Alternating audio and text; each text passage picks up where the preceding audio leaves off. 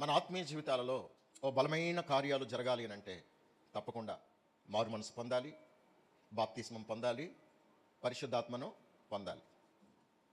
అపోస్తల కార్యములు 2వ అధ్యాయము 38వ వచనం. పేతురు, మీరు మారు మనసు పొంది పాపక్షమాపణ నిమిత్తము ప్రతివాడు యేసుక్రీస్తు నామమున బాప్తిస్మం పొందుడి, అప్పుడు మీరు పరిశుద్ధాత్మ అను వరము పొందుదురు. దేవునికి స్తోత్రం. మనసు మార్చుకోవాలి, మారు మనసు ఒకటి.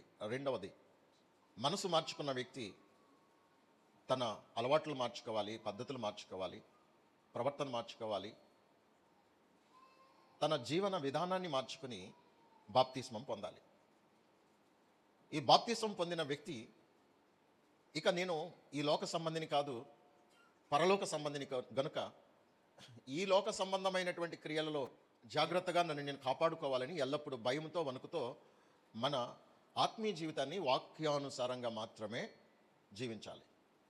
ఇక మూడవది, అప్పుడు పరిశుద్ధాత్మ అనే వరాన్ని పొందుతారు. పరిశుద్ధాత్మ అనే వరం పొందితే అన్నీ కలిగి ఉన్నట్టే. మనకి కరెంట్ ఉంది, ఇంటిలో కరెంటు ఆగిపోతే మీరు ఎంత ఇబ్బంది పడతారు? ఫ్యాన్లు ఆగిపోతాయా? ఏసీ ఆగిపోద్దా? సెల్ ఫోన్కి అప్పటికే ఛార్జింగ్ అయిపోయింది అనుకోండి, సెల్ ఫోన్ ఛార్జింగ్ ఉండదా? మిక్సీ ఆగిపోద్ది, ఫ్రిడ్జ్ ఆగిపోతుంది, అన్నీ ఆగిపోతాయి. ఒకవేళ ఎలక్ట్రికల్ స్కూటీ ఉందనుకోండి, ఆ స్కూటీ కూడా ఎక్కడికి వెళ్తాయి? ఛార్జింగ్ లేకపోతే ఎక్కడికి వెళ్తుంది? దాంట్లో పెట్రోల్ పోసుకుని వెళ్ళిపోదామంటే వెళ్తుందిగా. ఏవీ పనిచేయవు. ఇప్పుడు కరెంటును ఉదాహరించి చెప్తే మీకు బాగా అర్థమైంది అనుకుంటున్నాను. అలాగే క్రైస్తవ్యం అనేది పరిశుద్ధాత్మ మీద ఆధారపడి ఉంది. ఈ పరిశుద్ధాత్మను పొందకపోతే నువ్వు ఎందుకు పనికిరావు? నీ భక్తి వ్యర్థం, నీ ప్రార్థన వ్యర్థం, నువ్వెంత వాక్యం విన్నా వ్యర్థం. అపోస్తల కార్యములు 1వ అధ్యాయము 8వ వచనం. అయినను పరిశుద్ధాత్మ మీ మీదికి వచ్చినప్పుడు మీరు శక్తి నొందెదరు. మనం ఏం పొందాలి? శక్తి పొందాలి, పవర్ రావాలి మనలోనికి. పవర్ లేకపోతే మనం ఎందుకు పనిచేయం? పవర్ఫుల్గా ఉండాలి, శక్తివంతమైనటువంటి జీవితాన్ని మనం జీవించాలి. మనలోనికి పవర్ రావాలంటే మారు మనసు పొందాలి, బాప్తిస్మం పొందాలి, పరిశుద్ధాత్మ అనే శక్తిని పొందాలి. అది ఒక వరం. ఈ వరంలో నుండి నీకు అన్నీ సప్లై అవుతూ ఉంటాయి. కరెంట్ వచ్చింది అనుకోండి, ఫ్యాన్ తిరుగుతుంది, లైట్ వెలుగుతుంది, ఫ్రిడ్జ్ పనిచేస్తుంది, సెల్ ఫోన్కి ఛార్జింగ్ ఎక్కుతుంది, అన్నీ పనిచేస్తాయి. ఒక 2-3 రోజులు కరెంట్ ఆగిపోయింది, ఎక్కడా లేదు, ఊర్లో కరెంట్ లేదు, ఎక్కడా లేదు, ఏం చేస్తారండి? ఎక్కడికక్కడ అన్నీ స్తంభించిపోతాయి. మనలో విద్యుత్ శక్తి ఏంటి? ఇప్పుడు పరిశుద్ధాత్మ. మనలో పరిశుద్ధాత్మ పనిచేస్తూ ఉంటే మనము అన్ని విషయాల్లో స్పందిస్తాం, అన్ని రకాలుగా పనిచేస్తాం. కుటుంబంలో, సమాజంలో, సంఘంలో, అన్ని విషయాల్లో కూడా మన సహజ ధర్మాన్ని చక్కగా పాటిస్తూ ఉంటాం, నిర్వర్తిస్తాం. ఎందుకంటే మనలో ఉన్న పరిశుద్ధాత్మ మనల్ని కుదురుగా ఉండనివ్వదు. మనలో ఉన్న పరిశుద్ధాత్ముడు మనల్ని ఏమాత్రం కూడా నిర్లక్ష్యంగా ఉండనిచ్చే దేవుడు కాదు. ఆయన మనలను సర్వసత్యంలోనికి నడిపించి అన్ని విషయాల్లో కూడా మనం ఎలా స్పందించాలో మనల్ని కదిలిస్తూ ఉండేటువంటి ఆ శక్తిని ఆయన మనకు అనుగ్రహిస్తారు. ఈరోజు మొదలుకొని ప్రతి ఒక్కరు కూడా నేను శక్తిని పొందాలి, నాలోనికి పవర్ రావాలి. రోజు కరెంట్ లేకపోతే పర్లేదా అనుకోండి, చూద్దాం. కాసేపు కరెంట్ ఆగిపోతే అల్లాడిపోతావే. కరెంట్ లేకపోతే బ్రతకలేరా? ఉండలేరా? ఏమి కరెంటుతో అంత ముడిపడిపోయింది జీవితం? కరెంటు విలువ తెలిసింది నీకే? మన మనుగడ కరెంటుతో ముడిపడిపోయింది. మరి కరెంటు వల్ల అంత ఉపయోగం ఉంటే దానికంటే ఈ పరిశుద్ధాత్మ అనే వరం మనకెంతో ఎక్కువగా ముడిపడి ఉండవలసినటువంటి ఆవశ్యకత అయితే ఉంది. ఆమేన్. ఒకసారి గట్టిగా చప్పట్లు కొట్టి పరిశుద్ధాత్మని ఆహ్వానించుదామా? మన మధ్యకు ఆహ్వానించుదామా? ప్రియ పరిశుద్ధాత్మ దేవా, సుస్వాగతం. రండి ప్రభువా, ప్రతి ఒక్కరిని దర్శించు నాయన, ప్రతి ఒక్కరిని తాకండి పరిశుద్ధాత్మ దేవా. yes welcome. ఆమేన్. మనలో పరిశుద్ధాత్మను గుర్చినటువంటి తీవ్రత పెరగాలి, ఆత్మయందు తీవ్రత పెరగాలి. తీవ్రత పెరిగితే మనం పరిశుద్ధాత్మ లేకుండా బ్రతకలేమన్నట్టుగా ఉంటామండి. నా మటుకు నేను పరిశుద్ధాత్మ లేకుండా బ్రతకలేను. మనకు పరిశుద్ధాత్మ సహాయం ఎంత అవసరం. లూకాసు వార్త 11వ అధ్యాయము 13వ వచనం. పరలోకమందున్న మీ తండ్రి తన్ను అడుగు వారికి పరిశుద్ధాత్మను ఎంతో నిశ్చయముగా అనుగ్రహించును. చూడండి, మనకు పరిశుద్ధాత్మ కావాలి అని అనుకుంటే అడగండి. ఒకటి ఏం చేయాలి? అడుగు. అడగటం ఏమైనా ఖర్చుతో కూడిందా? ఫీజు ఏమైనా చెల్లించాలండి? ఏమక్కర్లా, ఉచితం, ఫ్రీ సర్వీస్ అండి. పరిశుద్ధాత్మను పొందటం ఉచితం. విశ్వాసంతో అడగాలి, భారంతో అడగాలి, ఆ విలువ నిరిగి అడగాలి. మీ పరిశుద్ధాత్మ అనే వరం నాకు కావాలి ప్రభువా. ఇంతకాలం ఆ విలువ తెలియక నేను నిర్లక్ష్యం చేశాను. ఆ పరిశుద్ధాత్మ అనే వరం నాకు కావాలి. వీరికి నలిగిన హృదయంతో అడగాలి. నువ్వు అడిగే ప్రతిదీ ప్రభు ఇస్తారు. అంతకంటే ఎంతో నిశ్చయముగా పరిశుద్ధాత్మను ఎవరైతే అడుగుతారో వారికి నేను పరిశుద్ధాత్మని ఇస్తాను. ఈ పరిశుద్ధాత్మ, ఈ వరం నీకెంతో అవసరం అని ప్రభు చెబుతుంటే అడగవలసింది అడగట్లేదు. నీకు ఎలాంటి ఆసక్తి ఉండాలంటే ఆ పరిశుద్ధాత్మను పొందుకునే వరకు అవసరమైతే నేను తిండైనా మానేస్తాను అన్నట్టుగా అడగాలి దేవుని. ఈ పరిశుద్ధాత్మ అనే ఈ వరం ఎవరికి అనుగ్రహించబడుతుందంటే పరిశుద్ధంగా జీవించే వారికి మాత్రమే. అపోస్తల కార్యములు 10వ అధ్యాయము 44వ వచనం. పేతురు ఈ మాటలు ఇంకా చెప్పుచుండగా అతని బోధ విన్న వారందరి మీదకి పరిశుద్ధాత్మ దిగెను. స్తోత్రం. రెండవది, బోధ వినాలి. ఒకటేంటి? దేవుణ్ణి అడగాలి, పరిశుద్ధాత్మ నాకు కావాలని అడగాలి. రెండవది, బోధ వినాలి. ఎలా వినాలి? భయంతో వినాలి, భక్తితో వినాలి, శ్రద్ధగా వినాలి. దేవుని సన్నిధిలో మనము దేవుని బోధ ఆసక్తితో వినాలి.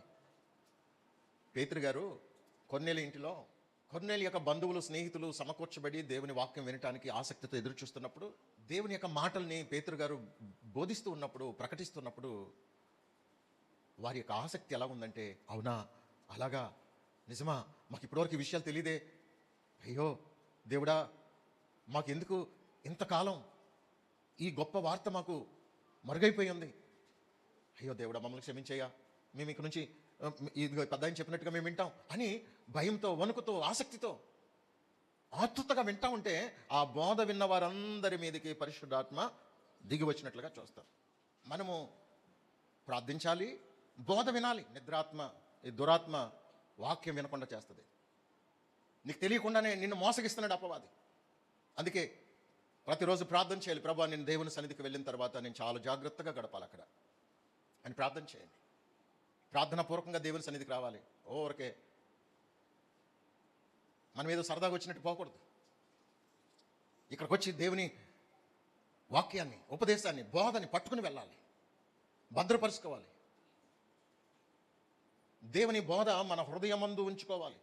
నా బోధను హృదయమందుంచుకున్న వారలారా అని దేవుడు మాట్లాడతాడు.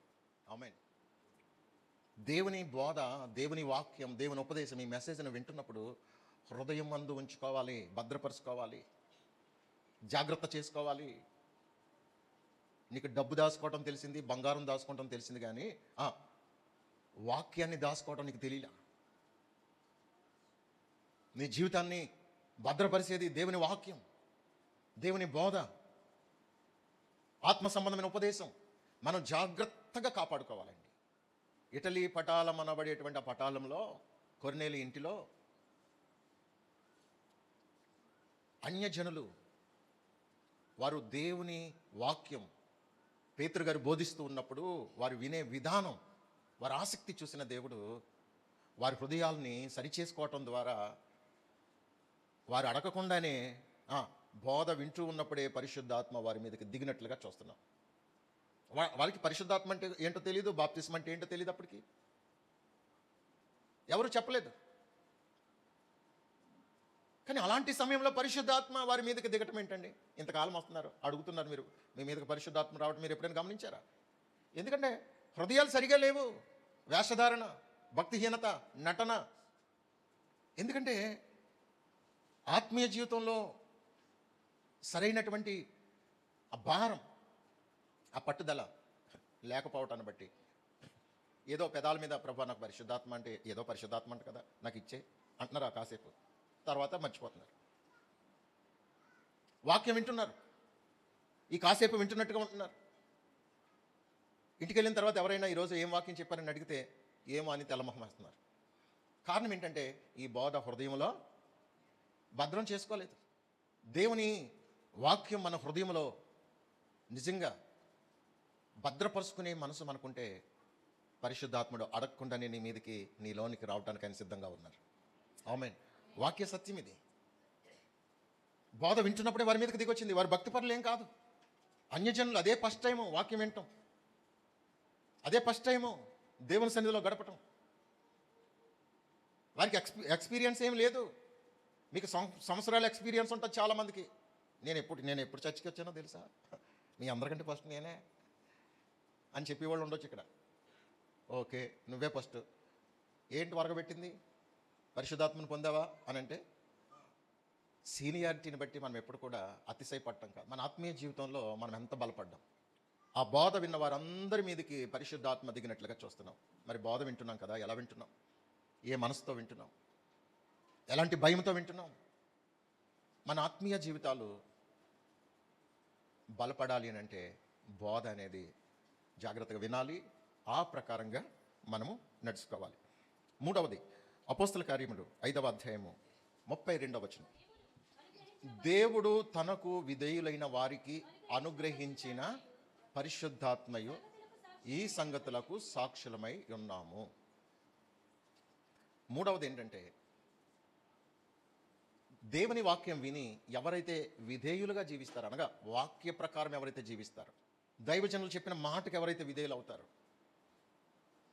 తల్లిదండ్రులు చెప్పిన మాటకు ఎవరైతే విధేయులు అవుతారో, పెద్దలు చెప్పిన మాటకు ఎవరైతే విధేయులు అవుతారో, యజమాని చెప్పిన మాటకు ఎవరైతే విధేయులు అవుతారో, అలా ప్రతి వ్యవస్థలోనూ, కుటుంబంలోనూ, సమాజంలోనూ, సంఘంలోనూ, మరి ముఖ్యంగా దేవుని వాక్యానికి ఎవరైతే విధేయులవుతారో అలాంటి వారికి పరిశుద్ధాత్మ అనుగ్రహించబడుతుంది.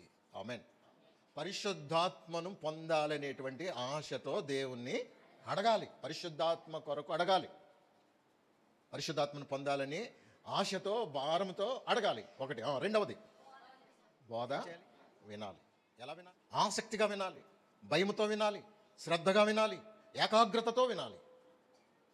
ఇక మూడవది విధేయులైన వారికి పరిశుద్ధాత్మను ఆయన అనుగ్రహిస్తారు.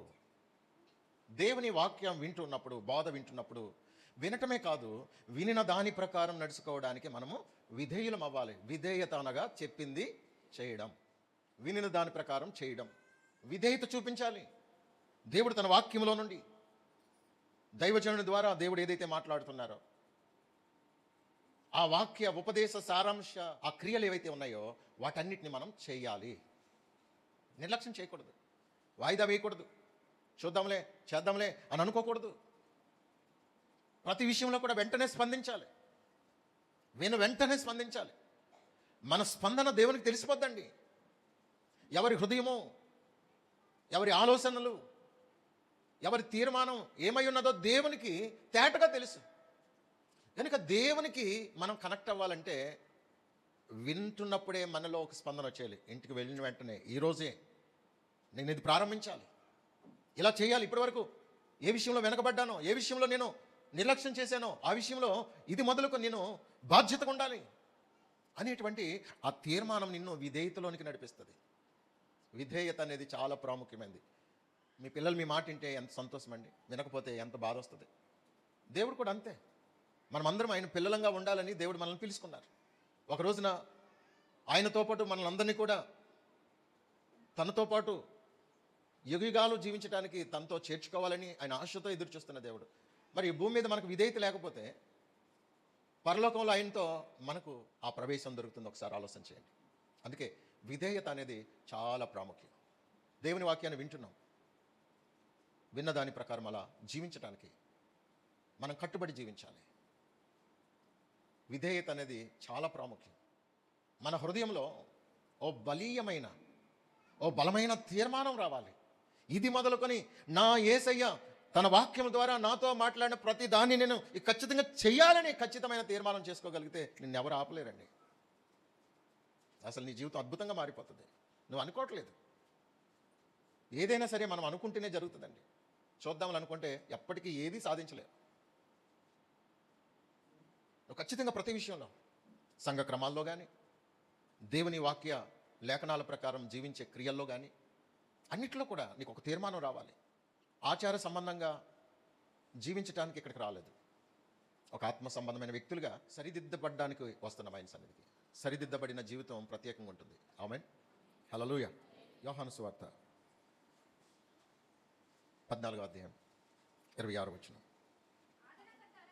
ఆదరణకర్త అనగా తండ్రి నా నామమున పంపబోవు పరిశుద్ధాత్మ సమస్తమును మీకు బోధించి నేను మీతో చెప్పిన సంగతులన్నిటినీ మీకు జ్ఞాపకము చేయును. దేవునికి స్తోత్రం. చూడండి, పరిశుద్ధాత్మను పొందటం వలన ఉపయోగం ఏంటి అని మీరు అనుకోవచ్చు. మనం పరిశుద్ధాత్మను పొందటం ద్వారా యేసయ్య మనకి ఏదైతే బోధిస్తున్నారో, ఏదైతే బోధించారో అవన్నీ కూడా మనము చేయడానికి పురుకొల్పేటువంటి ఆ వరాన్ని దేవుడు పరిశుద్ధాత్మ ద్వారా మనకిచ్చారు. మనం పరిశుద్ధాత్మను పొందితే ఈ పరిశుద్ధాత్ముని యొక్క ఆ నడిపింపు చాలా అద్భుతంగా ఉంటుందండి. ఈ పరిశుద్ధాత్మ దేవుని యొక్క నడిపింపు మనల్ని నిర్లక్ష్యంగా ఉండనివ్వటానికి కాదు, మనల్ని ఎప్పటికప్పుడు పురుకొల్పి జ్ఞాపకం చేసి, నిన్న వాక్యం విన్నావుగా, ఇప్పుడు ఏం చేస్తున్నావు నువ్వు, చెయ్యి, ఇలా చెయ్యి, అలా చేయని మనలో ఉన్న పరిశుద్ధాత్మ ప్రేరణ చేత మనము మరలా పురుకొల్పబడి ఆయన మనకు జ్ఞాపకం చేస్తున్న విషయాలలో మనం ఎక్కడ పెండింగ్ లేకుండా ప్రాసెస్లో పెడతామన్నమాట. నిజమే నిన్న విన్నాను కదా అని వెంటనే టక్కున జ్ఞాపకం చేస్తారు ఆయన. పరిశుద్ధాత్మని యొక్క పర్యవేక్షణలో మనం చాలా ఆత్మీయంగా బలపడతామండి. పరిశుద్ధాత్మను పొందటం ద్వారా బాధ్యత కలిగినటువంటి భక్తి చేస్తాం. ఏ విషయంలోనైనా మనలో బాధ్యత పెరుగుతుంది, భారం పెరుగుతుంది, రోషం పెరుగుతుంది. ఎందుకంటే మనం కావాలని కోరుకున్న పరిశుద్ధాత్మ ఎల్లప్పుడూ మనకు సహకారంగా ఉండి, ప్రార్థన చేసుకో, వాక్యం చదువు, ఖాళీగా ఉన్నావు కదా, నడు, మందిరంలో కార్యక్రమం జరుగుతుంది, పద పడుకోవద్దు, నిద్రపోతా, నడు పద పని త్వరగా చక్కబెట్టుకుని పద, ప్రార్థన టైం అవుతుంది, పద. పరిశుద్ధాత్మని యొక్క ప్రోత్సాహం ద్వారా మనం బలపడతాం అన్నమాట. మనం పరిశుద్ధాత్మను పొందితే మనకు తెలియకుండానే మనం చాలా ఎంకరేజ్ చేయబడతామండి. నా భక్తి జీవితం అలాగే, నా ఆత్మీయ జీవితాన్ని నేను అలాగే పరిశుద్ధాత్మ ద్వారా మాత్రమే నేను పురుకొల్పబడి బలపరచబడ్డాను. రోమపత్రిక 15వ అధ్యాయం 13వ వచనం. మీరు పరిశుద్ధాత్మ శక్తి పొంది విస్తారముగా నిరీక్షణ గలవారొగుటకు నిరీక్షణకర్తయగు దేవుడు విశ్వాసము ద్వారా సమస్త ఆనందముతోను సమాధానముతోను మిమ్మును నింపునుగాక. ఎలాంటి పరిస్థితుల్లో అంటే తెస్సలోనియులకు రాసిన పత్రిక 1వ అధ్యాయము 6వ వచనం. పరిశుద్ధాత్మ వలన కలుగు ఆనందముతో, చూడండి, గొప్ప ఉపద్రవమందు మీరు వాక్యమును అంగీకరించి మమ్మును ప్రభువును పోలి నడుచుకొనిన వారైతిరి. ఒక వ్యక్తి పరిశుద్ధాత్మను పొందితే విస్తారమైన నిరీక్షణ అంటే ఏంటి? వాక్యం ఏమైతే వింటున్నామో ఆ వాక్యం వింటున్న ప్రకారము రేపు జరగబోయే సంగతులను గురించి, రేపు జరగబోయేటువంటి వాస్తవాలను గుర్చినటువంటి నిరీక్షణ మనలో రోజు రోజుకి పెరుగుతూ ఉంటుంది. నిజమే, వాక్యం చెప్పిందంతా వాస్తవం, కరెక్టే కనుక నేను దాని కొరకే నా జీవితాన్ని కొనసాగించాలి. ఈ క్షణికమైన వ్యర్థమైన ఈ జీవితం కొరకు మనం ఎంత మాత్రము ప్రాకుల్లాడటం కాకుండా మనకు ఒక నిరీక్షణ ఉంటుంది. నేను ఇలా చేస్తే రేపనే రోజున తప్పకుండా దేవుడు నన్ను ఇలా చేస్తారు, నన్ను ఇలా దీవిస్తారు, ఇలా నన్ను పరలోకానికి యోగ్యులుగా ఎంచుతారు అనేటువంటి విస్తారమైన నిరీక్షణ కలుగుతుంది. నిరీక్షణ అనగా ఎదురు చూసే అనుభవం. చాలామంది నమ్మరు, అలా జరుగుతుందా, ఎవరికి తెలుసు. నిరీక్షణ లేనోడు ఆలోచనలు ఎలా ఉంటాయంటే, నిరీక్షణ లేని ఆమె ఆలోచనలు ఎలా ఉంటాయంటే, పాస్టర్ గారు చెప్తున్నారు కానీ ఇవన్నీ జరిగేస్తాయండి, ఏదో మనం రావాలి వినాలి కాబట్టి అలా వింటున్నాం కానీ ఇవన్నీ పిచ్చి పాస్టర్, అవన్నీ జరుగుతాయి, అవన్నీ వట్టిదే అనిపిస్తుందండి. నిరీక్షణ ఉండదు వారికి. కానీ ఎప్పుడైతే మనం పరిశుద్ధాత్మను పొందామో, పరిశుద్ధాత్మను పొందిన వ్యక్తిలో విస్తారమైన నిరీక్షణ దేవుడు వారిలో పుట్టిస్తారు. ఎందుకంటే ఆయన నిరీక్షణకర్తయగు దేవుడు, నిరీక్షణ పుట్టించే దేవుడు. ఆయన విశ్వాసమనున్నది నిరీక్షించు వాటి యొక్క నిజస్వరూపము. అంటే మనం నిరీక్షిస్తున్నాం, అది ఒక రోజున నిజమవుతుంది, వాస్తవం అవుతుంది. అరే నిన్న నిజంగా ఆ రోజు నమ్మను కాబట్టి ఈరోజు నాకు ఒక నిరీక్షణ ఉంది, విస్తారమైన నిరీక్షణ. ఎందుకంటే నాకున్న నిరీక్షణ పరిశుద్ధాత్మ ద్వారా అనుగ్రహించబడింది. ఈ పరిశుద్ధాత్మ ద్వారా అనుగ్రహించబడిన ఈ నిరీక్షణ విస్తారమైపోతుంది, ఇంకా ఎక్కువైపోతుంది, రోజు రోజుకి ఎక్కువైపోతుంది. ఇంకా చూసుకుందాం, దేవుడే ఏ కార్యమైనా చేయాలి అని ఈ నిరీక్షణ మనల్ని ఏం చేస్తుందండి, ఇంకా రేపుతూ ఉంటుంది, విస్తారమైపోతుంది ఆ నిరీక్షణ. భయపడదు. దేవుడు మనకి పిరికి గల ఆత్మను ఇయ్యలేదు. మరి ఎలాంటి ఆత్మ ఇచ్చారు? శక్తియు ఇంద్రియ నిగ్రహం గల ఆత్మనే ఇచ్చి ఉన్నాడు, కానీ ఆయన పిరికి గల ఆత్మనివ్వలేదు. పిరికి కలిగిన వాళ్ళు అన్నింటిలో వెనకగానే ఉంటారు, దేనికి స్పందించరు. పిరికోళ్ళు వాక్యం ఏం చెప్తుందో తెలుసా? పిరికి వారు దేవుని రాజ్యమునకు వారసులు కారు. పిరికి వాళ్ళు పరలోక రాజ్యం వెళ్ళరు. ఎందుకంటే పిరికి వాళ్ళు అన్నింటికి భయపడతారు. ఉపవాసం ఉంటే నాకు బీపీ షుగర్లు వచ్చేస్తాయేమో, దేవునికి ఏమన్నా ఇస్తే నాకు తక్కువైపోతుందేమో, నేను రాత్రి అంతా ప్రార్థన చేస్తే ఒకవేళ నాకు నిద్ర తక్కువై చచ్చిపోతానేమో, ఒకవేళ ఎక్కడికైనా వెళ్తే కనుక సాధ్యులు అయిపోతాయేమో, ఏది మీటింగ్కి ఎక్కడికైనా పాస్టర్ గారు రమ్మన్నారు అనుకో సాధ్యులు అయిపోతా అనవసరంగా. పిరికోళ్ళండి, అన్నింటికి వెనకడతా ఉంటారండి పిరికోళ్ళండి. అరే దేవుని కొరకు మనం ఏం చేసినా దేవుడు ఎంత మాత్రము అన్యాయస్తుడు కాదు, మన ప్రయాసకు తగిన ప్రతిఫలం ఇస్తాడు, మన నమ్మకత్వానికి తగిన దీవెనలు మెండుగా ఇస్తాడనే నిరీక్షణ ఉండదండి వాళ్ళకి. పిరికి గల ఆత్మ నీలో నశించాలంటే దేవుని ఆత్మ, పరిశుద్ధాత్మ నీలోనికి రావాలి. పరిశుద్ధాత్మను పొందితే ధైర్యపరచబడతామండి. రోషం వస్తుంది. నా దేవుడు శాతకానివాడా, నా దేవుడు సర్వశక్తి గల దేవుడు, భూమి ఆకాశములను సృజించిన దేవుడు అనేటువంటి ఆ గొప్ప నిరీక్షణ, ఆ గొప్ప బలం, ఆ గొప్ప విశ్వాసం మనల్ని రేపుతూ ఉంటుంది అన్నమాట. మనం చేసే భక్తి, మనం పడే ప్రయాస వృధా కాదు అని ఈ పరిశుద్ధాత్మ మనల్ని పురుకొలిపి బలపరిచి మనల్ని శక్తిమంతులుగా తయారు చేస్తుంది పరిశుద్ధాత్మ. విస్తారమైన నిరీక్షణ. ఈ నిరీక్షణ ఎక్కడ తీసుకెళ్తుందంట? తీతు పత్రికలో 3వ అధ్యాయం 7వ వచనం చదవండి. మనం ఆయన కృప వలన నీతిమంతులమని తీర్చబడి, చూడండి, నిత్య జీవమును గూర్చిన నిరీక్షణను బట్టి దానికి వారసుల మగుటకై ఆ పరిశుద్ధాత్మను మన రక్షకుడైన యేసుక్రీస్తు ద్వారా ఆయన మన మీద సమృద్ధిగా కుమ్మరించాను. ఎందుకంట?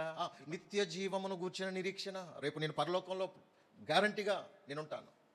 ఈరోజు నేను చేసే క్రియలు, ఈరోజు నేను చేసే నీతి, భక్తి, యథార్థత, పరిశుద్ధత, దేవునికి భయపడి ఆయన చెప్పినట్టుగా జీవిస్తున్న ఈ జీవితం ద్వారా నేను తప్పకుండా ఒక రోజున నిత్య జీవానికి వెళ్తాను. ఈ నిత్య జీవమును వచ్చిన నిరీక్షణలో దేవుడు మనల్ని ఎక్కడ రాజీ పడకుండా మనము సంపూర్ణంగా రక్షించబడేటందుకు మనకు సహకారంగా ఉండటానికి పరిశుద్ధాత్మను మన మీద ఆయన కుమ్మరించారు. ఆమేన్, హల్లెలూయా. దేవునికి మహిమ కలుగును గాక. ఈ పరిశుద్ధాత్మ చేత ఆవరించబడిన మనము ఇప్పుడు నిరీక్షణ గలవారమై దేవుని కొరకు దూసుకుని వెళ్ళిపోవాలి. రోషం కలిగి సాగాలి, పట్టుదల కలిగి సాగాలి. ఈ లోకము, ఈ లోకాశలు అన్నీ ఒక రోజున అంతమైపోతాయి. ఇవేవి శాశ్వతం కాదు. నేను నమ్ముతున్నాను దేవుని బిడ్డలారా, నేను విశ్వసిస్తున్నాను, నేను నిరీక్షిస్తున్నాను. ఏంటో తెలుసా? ఈ లోకంలో మనకేమీ లేకపోయినా మన మనుగడ దేవుడు సాగించగలరు. ఒక రోజున ఎంతో గొప్ప వైభవంతో కూడినటువంటి పరలోకంలో ఆయన మనల్ని నిలుపుతారు. ఆ నిరీక్షణతో ఉండాలి. మన ఆలోచన విధానం ఏంటి, మన నిరీక్షణ ఏంటి, మన ఆలోచన ఏంటనేది దేవునికి తెలుసండి. ఏది శాశ్వతం కాదు. ఈ లోకంలో ఏదో సంపాదించాలనే ఆలోచన కంటే కూడా పరిశుద్ధాత్మను సంపాదించి, పరిశుద్ధాత్మ ద్వారా నిరీక్షణ పొంది, ఆ నిరీక్షణ ద్వారా నిత్య జీవాన్ని సంపాదించుకోవాలనే ఆలోచన మనకు రాగలిగితే మన జీవితం అద్భుతంగా మారుతుందండి. ఆమేన్. అప్పుడు దేవుడు సమస్తానందాన్ని ఇస్తారు. పరిశుద్ధాత్మ ద్వారా సమస్త ఆనందాన్ని ఇస్తారు. అంత మాత్రమే కాదు, ఉపద్రవములలో సహితం మనకేమొస్తుందంట? ఓర్పు, సహనం. ఏమండి, దేవుని కొరకు ఎన్నైనా శోధనలు భరించి, ఎన్ని సమస్యలు వచ్చినా ఆనందంగా, సంతోషంగా సాగిపోయేటువంటి ఆ కృపను పరిశుద్ధాత్మ ద్వారా దేవుడు మనకు అనుగ్రహించి ఒక మంచి సాక్ష్యం కలిగిన వారిగా దేవుడు చేస్తాడండి. మనల్ని గురించి అనేక మంది వింటున్నప్పుడు మనలను బట్టి దేవునికి మహిమ మారుమ్రోగాలి. ఆమేన్. మనకు ఆ విధమైన ప్రోత్సాహాన్ని ఇచ్చేది పరిశుద్ధాత్మ అభిషేకం, పరిశుద్ధాత్మ అనే వరం. ఈ పరిశుద్ధాత్మ వరం ద్వారా ఎన్నో ఉపయోగాలు ఉన్నాయి. మనం పరిశుద్ధాత్మ చేత నింపబడితే, పరిశుద్ధాత్మని వరం పొందితే మనం పనిచేయటం ప్రారంభిస్తాం. మనం దేవుని కొరకు ఉపయోగపడతాం, దేవుని మహిమ కొరకు ఉపయోగపడతాం, సమాజంలో ఒక గొప్ప సాక్ష్యం అవుతాం. అయినను పరిశుద్ధాత్మ మీ మీదకి వచ్చినప్పుడు మీరు శక్తి నొందెదరు గనుక మీరు యెరూషలేములోను యోదయ సమరయ దేశముల యందంతటా భూదిగంతముల వరకును నాకు సాక్షులై ఉందురు. దేవునికి స్తోత్రం. చూడండి, పరిశుద్ధాత్మ అనేటువంటి శక్తిని ఎవరైతే పొందుతారో వారు చూడండి, మన ఇంట్లోనూ, మన గ్రామంలోనూ, చుట్టుప్రక్కల గ్రామాల్లో బంధువులు, స్నేహితులు, వారందరి మధ్య మనం సాక్షులమై ఉంటాం. మనం ఎక్కడున్నా సరే ఆయనకి సాక్షులంగా బ్రతుకుతాం, ఆయన మహిమ కొరకు బ్రతుకుతాం.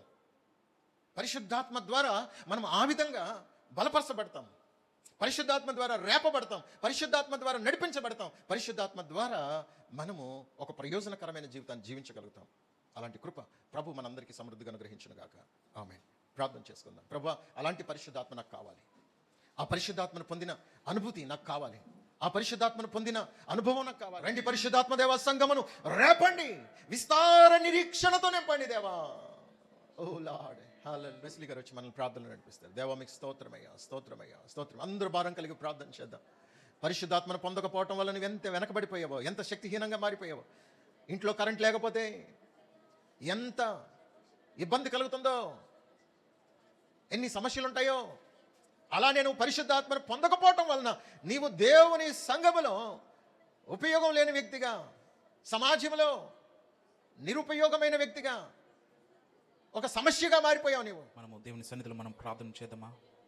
ప్రతి ఒక్కరు మన స్వరాలను తెరిచి మనం ప్రార్థన చేద్దాం. ఎవరు ఎంత మాత్రం నిర్లక్ష్యంగా ఉండకుండా, ఏదో మనం దేవుని సన్నిధికి వచ్చి వాక్యం విని వెళ్ళిపోయే వారంగా మనం ఎంత మాత్రం ఉండకూడదని ఆయన పరిశుద్ధాత్మ ఇంతవరకు మనతో మాట్లాడిన రీతిలో మన హృదయాలు మనం సరిచేసుకుంటూ, వాక్యం వినివారు మట్టుగా మనం ఉండకుండా, వాక్యాన్ని విని దాని మట్టుకు అనుసరించే వారి జీవితాలుగా మన జీవితాలు ఉండాలని, మన జీవితాలు అనేక మందికి మాదిరికరంగా, మనం అనేకులలో పరిశుద్ధాత్మ పొందుకున్న వారంగా ఒక ప్రత్యేకమైన జీవితం జీవించలాగున ప్రతి ఒక్కరు భారము కలిగి మనం ప్రార్థన చేద్దామా? స్తోత్రము, స్తోత్రము, స్తోత్రము, స్తోత్రం.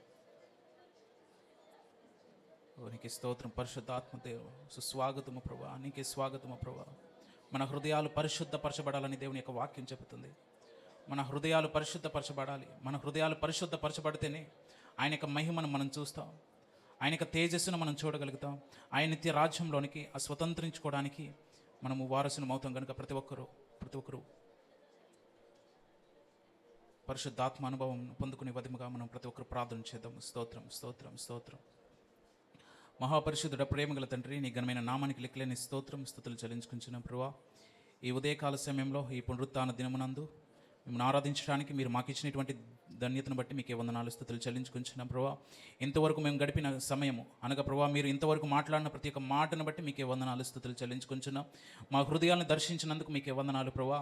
మా హృదయాల్ని ప్రభా మీరు మేల్కొల్పు చేసినందుకు వందనాలు, స్తుతులు చెల్లించుకుంటున్నాం ప్రభా. ఇంతవరకు చల్లారిపోయిన ఆత్మలను ప్రభా మీరు రేపినందుకు మీకే వందనాలు ప్రభా. ఆ విధంగా ప్రభా ఆత్మలను ఎన్నటికీ కూడా ప్రభా ఆరిపోకుండా, వారి యొక్క విశ్వాసము, వారి యొక్క పరిశుద్ధాత్మ ఎన్నటికీ ప్రభా ఇసే ప్రభా మారిపోకుండా స్థిరముగా ఉన్నట్లు మీ కృపను దయచేయమని అడుగుచున్నాం ప్రభా. వారిలో ప్రభా స్థిరత్వాన్ని మీరు దయచేసి, వారి యొక్క క్రియలలో నూతనమైనటువంటి క్రియలను మీరు దయచేయమని అడుగుచున్నాం ప్రభా. మీకు వందనాలు, స్తుతులు చెల్లించుకుంటున్నాం.